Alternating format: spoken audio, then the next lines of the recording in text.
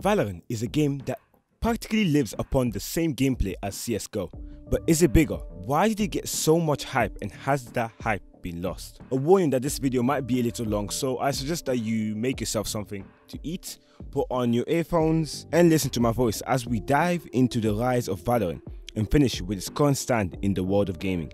If you enjoy, look to liking and subscribing, as that would be the best way to support me.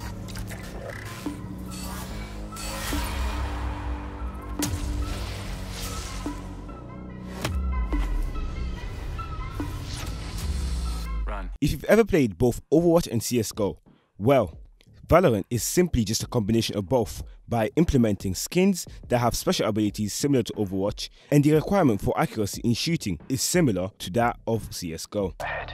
Please, let me show you how to bust us. Phoenix start.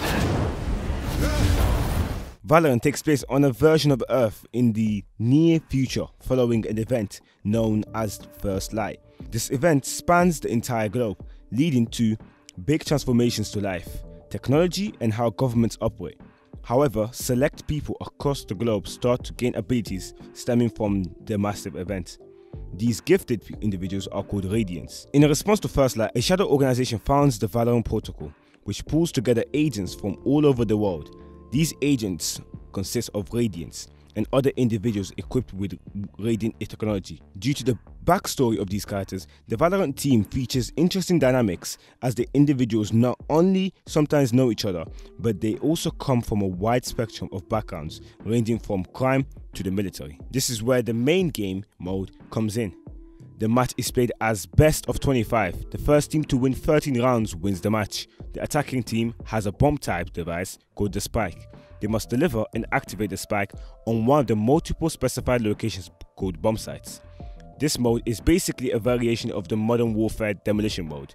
The teams also change the roles after a few rounds where the teams get to play the opposing roles. The game does also have a deathmatch mode, but most people tend to stay on the main unrated mode. Now with the characters themselves, because of the varieties and abilities, not to mention different powerful ultimates, it all comes down to your preference. For example, the Phoenix skin, my personal favorite, features exploding fireballs that damage enemies and heal him, a vision blocking wall of fire which also simultaneously heals him, and a blinding fire burst. His ultimate grants him the ability to be reborn if he's killed during its duration, which practically means I can rush even more people. Plus, just look at these colors. Not only are they smooth, but they match way too well. There is quite a bit of lore behind each character, and if you would like me to make other shorter videos in which I go more in depth within the lore of each agent, tell me down in the comments. There are of course a wide range of agents with varying abilities, and as Valorant continues to add new ones, you'll surely find one that suits your playstyle. Just please don't choose an attacking agent and proceed to only camp in the game, because the amount of times I've seen that in solo queuing into games has aggravated me way too many times to count. There are currently 5 maps from what I could find, and all have smart corners to catch enemies in style. The art of this game continues to shine with how aesthetic the game looks.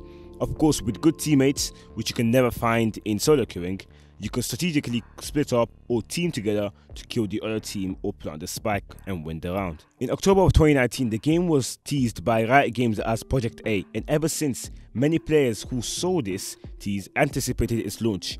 With the introduction to the pandemic lockdown, the release of the game became even more impactful as many yearned for games to play. On April 7th, 2020, Valorant launched as a closed beta event. Players were instructed by Riot Games to link their Valorant accounts to Twitch and watch specific Valorant streams highlighted on Twitch for the opportunity to be entitled for closed beta access. During its first day of closed beta, the game drew in 1.7 million concurrent viewers to the streaming platform, just shy of breaking the record currently held by Fortnite and League of Legends. Do you guys even remember Fortnite? Considering the development team launched the game in their personal homes, the launch of it overall was very positive, with many players dying to get their hands on the new game. Just after over a month, the game launched for all in June, where many also had the chance to play. But this massive hype did not last for long. Of course, with lockdown, Valorant was able to have immense numbers as people had nothing but playing games, but afterwards, many either found a new game to play or lockdown mode was reduced, which meant that more wanted to go out and outside and play sports or whatever else people do, rather than stay at home and play games, at least for the casual players. Furthermore, a lot of bugs were found with which Valorant have actually worked on now and fully fixed. Another thing that really put off a lot of players from playing the game was the price of the skins and agents, etc. They were way too overpriced, which meant that the better agents were only bought from those who wanted to go pro. Of course, now there are other ways to gain the skins by grinding XP and gaining XP in the first place, and those that wish to get the agents such as the Omen will have to gain XP to achieve it. There was also a controversy around Valorant's anti-cheat Vanguard software that players were forced to download in order to play. Vanguard was a software that not only ran when Valorant was running, but ran as soon as you started up your PC, which made people uncomfortable. Valorant has since given players the choice to disable the Vanguard anti-cheat system when the game is not running. At the end of the day, it is whether or not you trust Riot Games, and if you do, then download the software. If not, Valorant cannot trust your PC, and therefore you're simply unable to play the game. To be honest, up till now, Valorant is still getting an average of 200k views on Twitch, which is in par with games like Minecraft and Fortnite, and so to say that Valorant has died is not true whatsoever. The game now allows and works with third-party esports to create competitions which promote more competitive play. Competitive play drives players such as Pokimane, Ninja and others to continue streaming it, which brings even more players to the game. The game is still pleasing to the eye, and overall a game that is beautiful and smooth is one that people, even casual players, tend to come back to play and enjoy. You've now reached the end of the video, and if you have enjoyed, then please look to subscribing. I really wanted to grow this channel into something, so your contribution will be amazing. And with that being said, I hope you have a great rest of your day or night. Join the Discord down in the description, and peace!